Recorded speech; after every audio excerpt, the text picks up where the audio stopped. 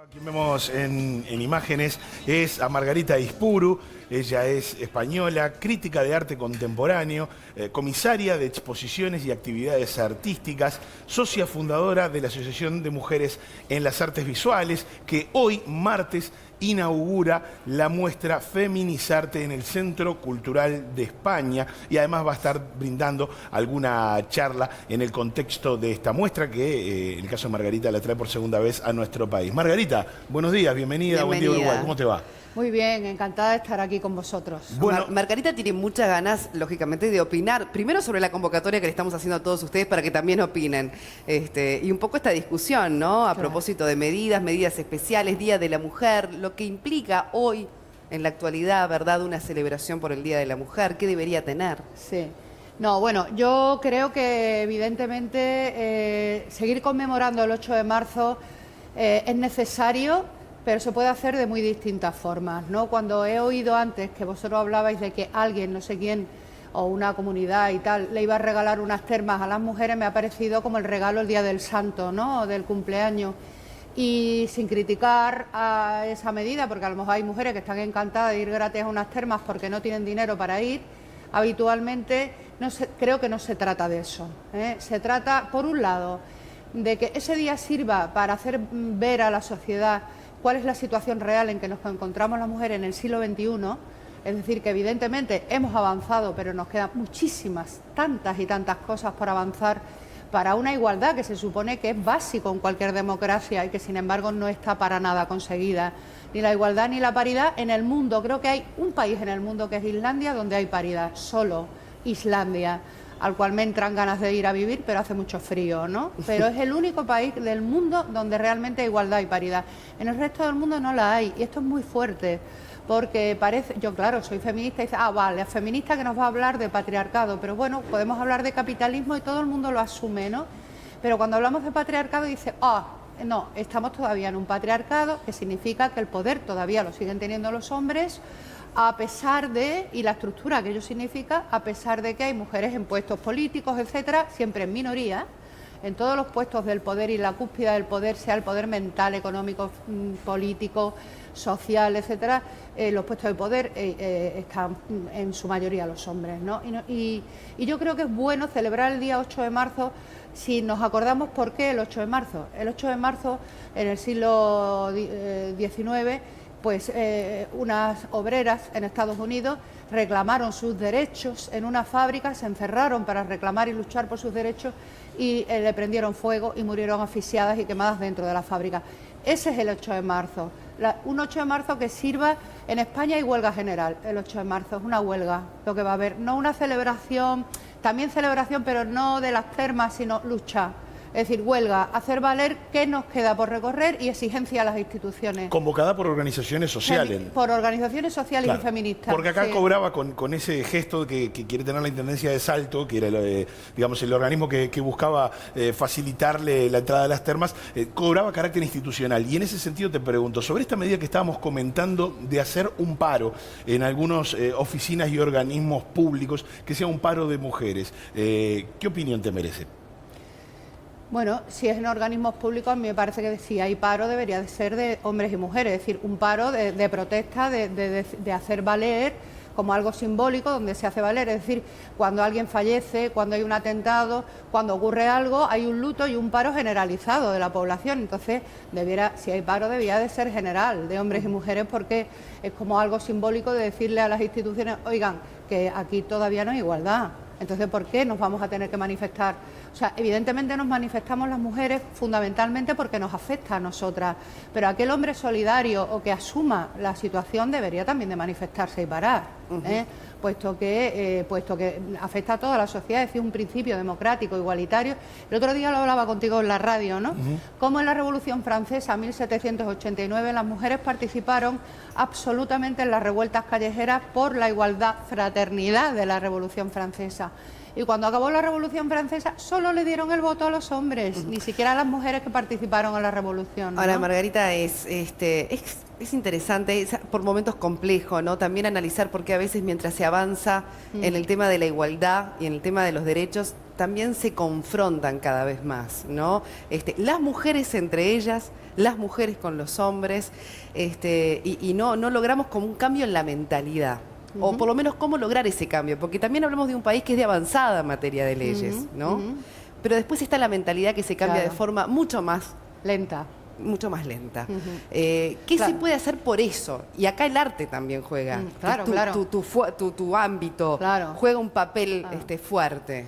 Yo creo que la revolución mental es la revolución más importante, ¿no? Por supuesto las económicas, políticas, etcétera, pero la mental es más lenta porque está llena de historia en nuestro cerebro, de valores, de aprendizajes ancestrales, etcétera, de oralidades transmitidas, de muchísimas cuestiones, ¿no?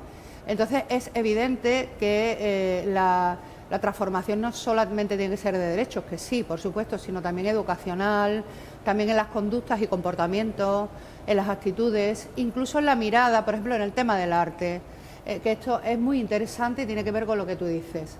Es decir, el arte, que es un mundo de lo representacional, de lo simbólico, que es un mundo donde se condensa la mirada, cómo vemos, a quién vemos, pues es en general el arte predominante, cómo nos han representado a las mujeres a lo largo de la historia, que nos han representado los hombres, que fundamentalmente han sido artistas hombres, porque a las mujeres simplemente les estaba vedado el acceso a la enseñanza, a los talleres, a las escuelas de arte, etcétera, ¿no? Hasta el siglo XIX, bien entrado el siglo XIX, antes no podíamos ir. Entonces, cómo la mujer ha sido representada desde la mirada masculina.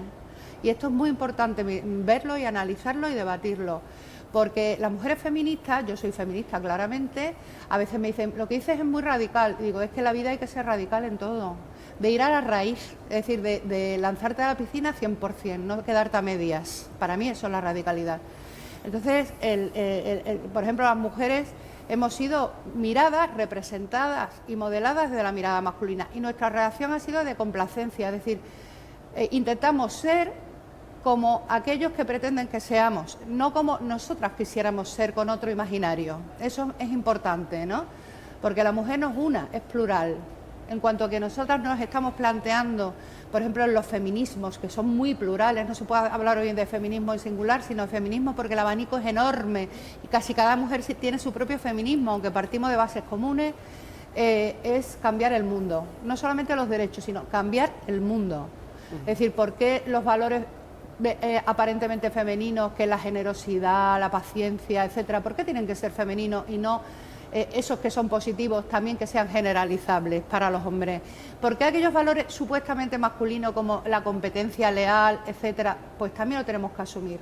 Y después en el tema del arte hay muchísimas mujeres que están rompiendo con las representaciones que vienen desde la masculinidad o del sistema hegemónico de lo que es y debe ser una mujer. Y las mujeres lo están rompiendo y están creando nuevos imaginarios, nuevas formas de ser mujer, nuevas formas de ser representada, nuevas formas de comportamiento.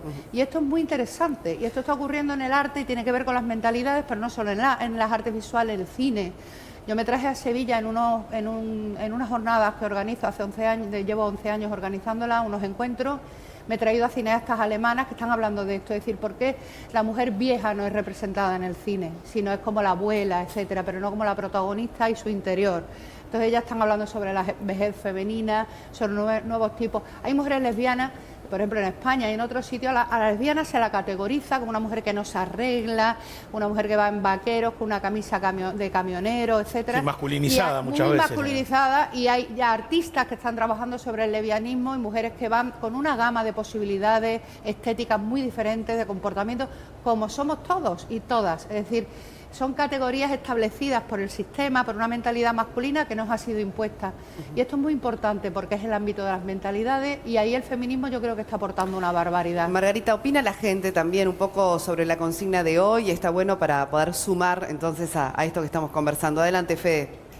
Ahora en instantes ya Fede nos cuenta, porque son varios los mensajes que están llegando, ¿verdad, Fede? Exactamente. A través de las distintas vías de comunicación que habitualmente propone Buen Día Uruguay, aquí tenemos algunas reflexiones de las y los televidentes. En este caso, Natalie dice, en cuanto al paro, los hombres también deberían poder adherirse porque es un derecho de ambos. En cuanto a los beneficios, me parece un arma de doble filo porque confunde lo que es el concepto del feminismo, que no es beneficios para nosotras por ser mujeres, sino la igualdad. Creo que es confuso eso y es un poco lo que decíamos, ¿no?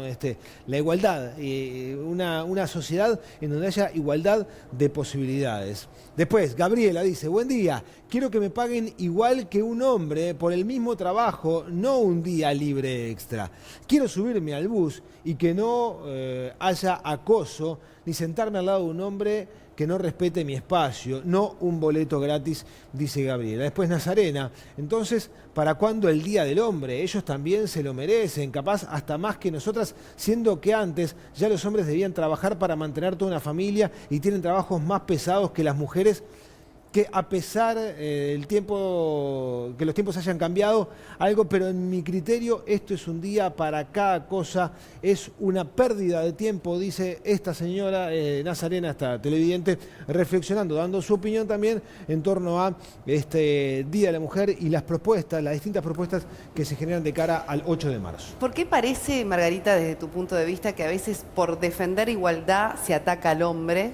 O el hombre se ve amenazado, o la mujer también, hay mujeres que también se ven amenazadas con el discurso feminista y al final termina habiendo un desentendimiento del fin, ¿verdad? Y quizás terminamos todos discutiendo cosas que trascienden lo importante, que es en definitiva, bueno, ir por una sociedad más justa.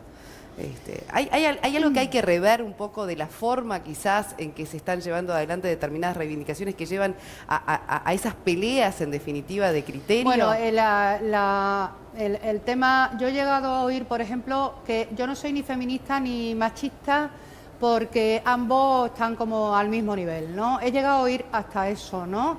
Cosa alucinante, ¿no? Puesto que el machismo es una forma de pensar, actuar y estar en el mundo totalmente opresora y discriminatoria, y el feminismo, yo no entiendo cómo se puede ser mujer en el mundo sin ser feminista, de verdad, no me entra en la cabeza que como una mujer no pueda ser feminista, a su manera si quiere, pero cómo no puede serlo.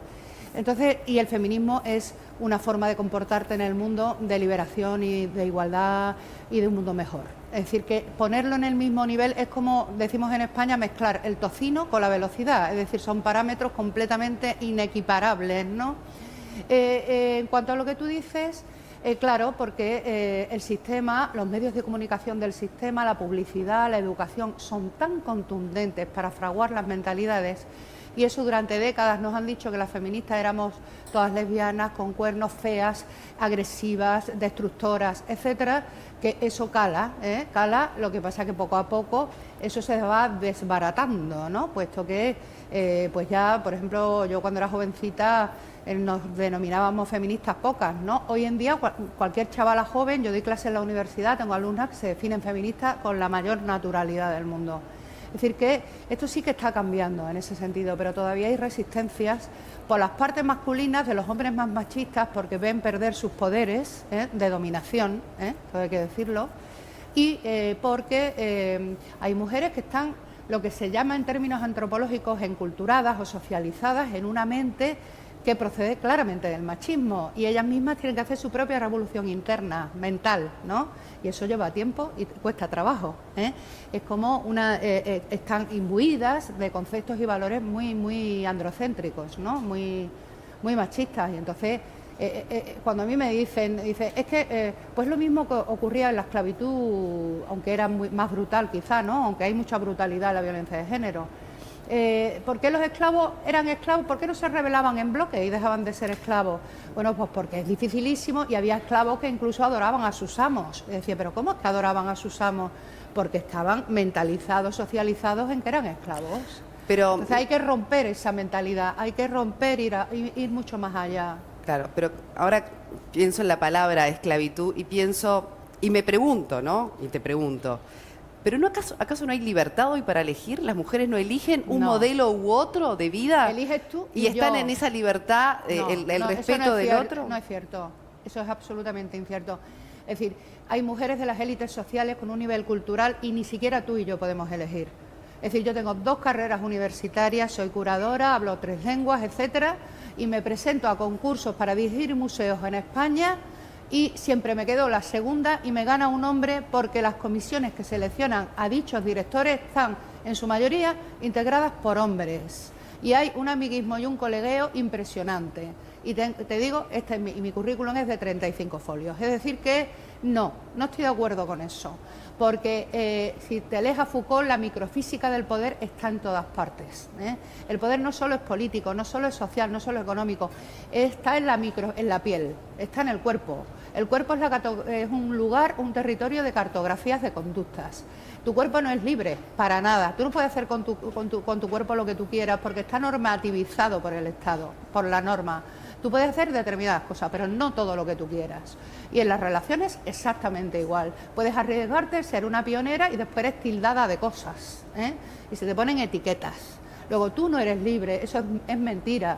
Tú tienes un ámbito de libertad, más allá no es posible. Si no transgredes las normas y te arriesgas a ser tildadas, discriminadas, que no te den trabajo, etcétera. Incluso a nuestro nivel más, dijéramos, de la élite culta, ¿eh?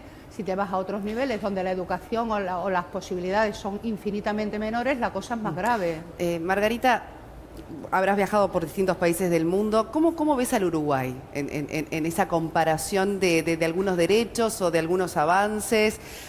Porque bueno, a veces nosotros quizás somos muy optimistas de creer de que si bien hay que cambiar muchísimas cosas, bueno, tenemos por lo pronto en lo legislativo algunos avances con respecto a otros países, pero desde tu punto de vista, ¿qué opinas sobre la situación de Uruguay? Sí, tenemos índices de violencia de género, que es el tema central, ¿verdad? Claro, sin duda para los uruguayos en esa materia. Bueno, yo tampoco conozco muy profundamente Uruguay, pero he estado 2 veces en Montevideo, me he relacionado con asociaciones, con colectivos, etcétera. Y lo que yo valoro es que, desde luego, para mí Uruguay es el país latinoamericano más cercano a España. O sea, yo os veo muy españoles dentro del ámbito de Latinoamérica, ¿no? Y después, pues, como con un nivel cultural más alto, con un nivel de derechos, etcétera. Es decir, que yo creo que Uruguay, comparativamente hablando a otros países que he visitado, y creo que he visitado 8, latinoamericanos, donde he trabajado con proyectos y tal, y la verdad es que me parece que el Uruguay es como, dijéramos, de los más avanzados, ¿no? ¿Más españoles en qué sentido, Margarita? Sí, ¿Por nuestra descendencia? ¿Por nuestra ascendencia? Sí, quizá la ascendencia, no lo sé, pero es una percepción que tengo. Es decir, cuando hablo con vosotros y tal, pues a nivel incluso de lenguaje, fíjate. Hola, que a veces habláis de tú, cosa que en Argentina jamás. Es decir, y por comportamientos, etcétera, pues os veo como más cercanos a los españoles, sí, es mi percepción, ¿no? Y por otro lado, pues a nivel de avance de derechos y todo esto, pues yo sí veo que dentro de Latinoamérica, en el contexto latinoamericano, sois de los más avanzados. Pero no obstante, a nivel de la mujer, a pesar de que tenéis un gobierno de izquierda, de avances, etcétera, pues es que, es que el patriarcado a veces es más sutil o a veces más brutal, pero está. Y entonces todavía pues quedan muchas cosas por conseguir, claro. Se ofrecerá una mirada muy progresista al mundo, pero Uruguay, por ejemplo, no ha tenido casi fórmulas presidenciales integradas por mujeres. A diferencia de otros países de la región, no ha tenido presidente de mujer. O sea que a veces tenemos esa dicotomía la violencia de entre género, que creo que es y bueno, los índices son alarmantes. Bueno, la violencia de género es brutal en todo el mundo, por eso te digo que el patriarcado está en todo el mundo, porque, por ejemplo, un índice que es la violencia de género, que no es lo único, porque el ámbito de las mentalidades es complejísimo y está ahí, ¿verdad? Pero en España, por ejemplo, estamos en el mes de iniciando marzo y ya llevamos bastantes asesinadas por violencia de género en un país supuestamente europeo, ¿verdad?, que ha avanzado, etcétera, etcétera. Y bueno, pero en Francia igual, en Alemania, etcétera. Es decir, que es brutal, que esto ocurre a todos los niveles. Y no se puede encima cuantificar la violencia psicológica, que es brutal. Es decir, yo he hablado con abogadas, sociólogas, etcétera, y la violencia psicológica de anulación de la autoestima absoluta que sufren las mujeres, incluso de las capas sociales más altas, de la anulación, es brutal. Y lo que pasa es difícil de cuantificar. Y eso también es violencia. En los ámbitos laborales. Y eso también es violencia, no solamente la violencia física, que por supuesto, ¿no? Trabajo con varias artistas mexicanas que todas ellas trabajan con el tema de la violencia y se puede ver en la exposición. Porque claro, aparte de la violencia intrínseca, la que existe en la sociedad, la violencia contra la mujer es brutal. Es brutal en México, es brutal en todas partes, en todos los países que he visitado, ¿no? Y en España, pero es que en Europa también. En Europa también, ya te digo, el único país que que realmente hay una igualdad y que lo han conseguido a nivel político y tal, es Islandia. Claro. Que es brutal que se ponga a Islandia como ejemplo. Tú dices, bueno, ¿y los demás qué? Entonces hay tanto que cambiar y tanto que avanzar, y por supuesto en Uruguay no iba a ser menos, ¿no?, en este ámbito. Margarita, vamos a trasladarle la invitación a nuestros televidentes para que a partir de hoy puedan acompañar la muestra Feminizarte en su 4ª edición. Además de bueno, contar un poco de qué se compone la muestra, vas a estar dando alguna charla. Sí, bueno, la muestra Feminizarte está integrada por obras multidisciplinares de 18 mujeres artistas, 16 iberoamericanas y una sueca y otra italiana, ¿no? También está compuesta en su interior por 7 bloques temáticos, justamente que a las mujeres nos afectan en las sociedades contemporáneas y que sirven para reflexionar a través de esos temas y a través de las obras que los integran, como es violencia de género, como no podía ser menos, ¿no?, donde vamos a ver obras de mexicanas como Ambra Polidori, muy brutal, ¿no?, muy brutal, pero estéticamente muy potente las obras, o de la brasileña Beth Moisés, que es más poética, pero también habla de la violencia de género, la colombiana Natalia Granada. Pero también vamos a ver cómo las artistas están trabajando sobre los estereotipos y los clichés de la feminidad, ¿no? Desde una óptica, dijéramos, más crítica, hasta otras que utilizan la parodia de dichos clichés, ¿no? Y también cómo hay apuestas de otras artistas por unos nuevos tipos de identidad. Que lo hablamos el otro día en la radio. No solo debe de existir la feminidad y la masculinidad que nos ha enseñado que es la masculinidad y la feminidad, sino que muchas mujeres, incluso algunos hombres y desde luego muchos artistas, están ofreciendo nuevos tipos de funcionar en el mundo, que no tienen ni por qué ser estrictamente masculinos ni estrictamente femeninos. Es decir, como un hombre y una mujer podemos tener identidades que yo llamo identidades nómadas. Es decir, tú a lo largo de tu vida puedes cambiar, vas cambiando porque tu vida cambia, porque tú aprendes, porque tienes percepciones distintas. Y como esa identidad no tiene ni por qué ser estrictamente masculina ni estrictamente femenina, puede tener un poquito de ambas y nuevos tipos de identidad. Y más en el futuro, donde va a haber cyborgs, vamos, dentro de nada, ya hay cyborgs en el mundo, que es alguien que tiene una maquinita dentro en algún sentido. En el futuro vamos a ser muchos cyborgs. Hay una artista como Marina Núñez que habla de esto, de los cyborgs, de las nuevas identidades, siguiendo un poco el manifiesto cyborg de la norteamericana Donna Haraway del año 86. Es decir, son como una oferta mucho más plural de los binomios establecidos por la cultura y la enseñanza estrictos y que se nos asignan a hombres y a mujeres, ¿no? Eso se puede ver en la exposición. Margarita Izpuru. En el Centro Cultural de España. Sí, Sí, en el desde Centro hoy, Cultural de desde hoy a las España. 19 horas. Muchísimas gracias por visitar Buen Día Uruguay, Margarita. Gracias a vosotros por recibirme.